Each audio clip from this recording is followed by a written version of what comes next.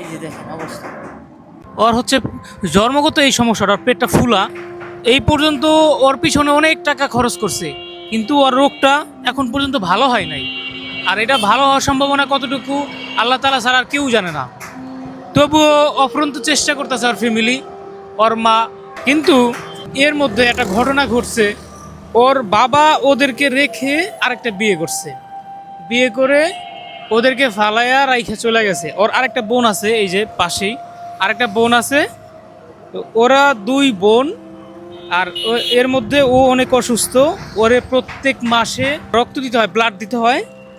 আর নয়তো ওর ওর অবস্থা খারাপ হয়ে যাবে আস্তে আস্তে। দেখেন ওর হাত পা সব শুকাইয়া একদম মানে চিকন হয়ে গেছে। একদম চিকন হয়ে গেছে, হাত পা সব কিছু শুকাইয়া গেছে। দেখেন ওর বাবা কতটা খারাপ।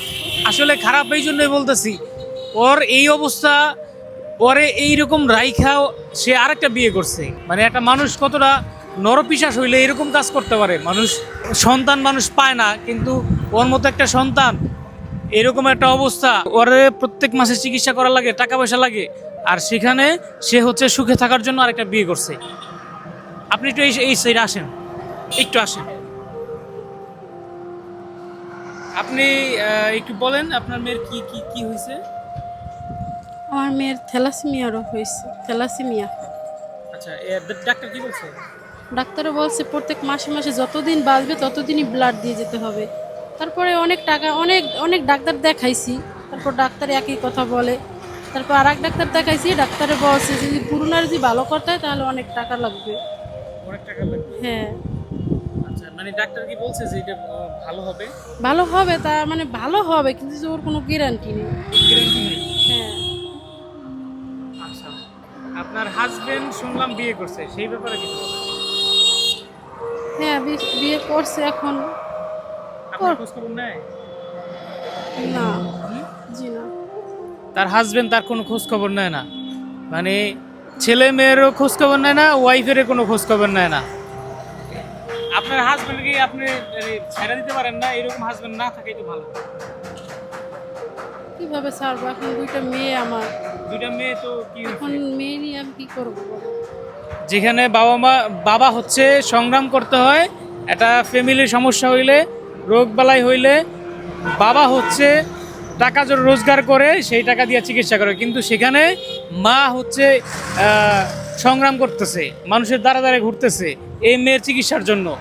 এই মেয়েকে চিকিৎসা করার জন্য মানুষ এদিক সেদিক মানুষের কাছে দৌড়াদৌড়ি করতেছে। দেখেন আজকে আমার সাথে দেখা করছে অনেক দূর থেকে আইসা, তার বাড়ি বরিশাল, এখানে শরীয়তপুর আইসা সে হচ্ছে আমাদের সাথে দেখা করছে।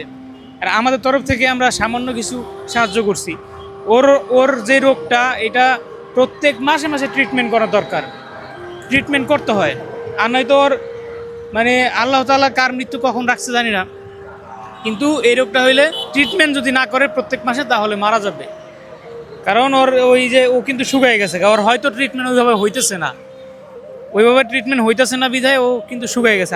আস্তে আস্তে কিন্তু ওর অবস্থা খারাপ হয়ে যাচ্ছে। তো সবার কাছে অনুরোধ থাকবে, আপনারা তো অনেকেই হেল্প করেন, অনেকভাবে টাকা পয়সা দিয়া হেল্প করেন, ওর একটু হেল্প করেন প্লিজ। আপনাদের কাছে অনুরোধ থাকবে, ওর একটু হেল্প করেন। আপনারা একটু ওর দিকে একটু তাকান। দেখেন দেখেন বাচ্চাটার দিকে তাকাইলে একটু মায়া লাগে। দেখেন ওর পেটের অবস্থাটা দেখেন।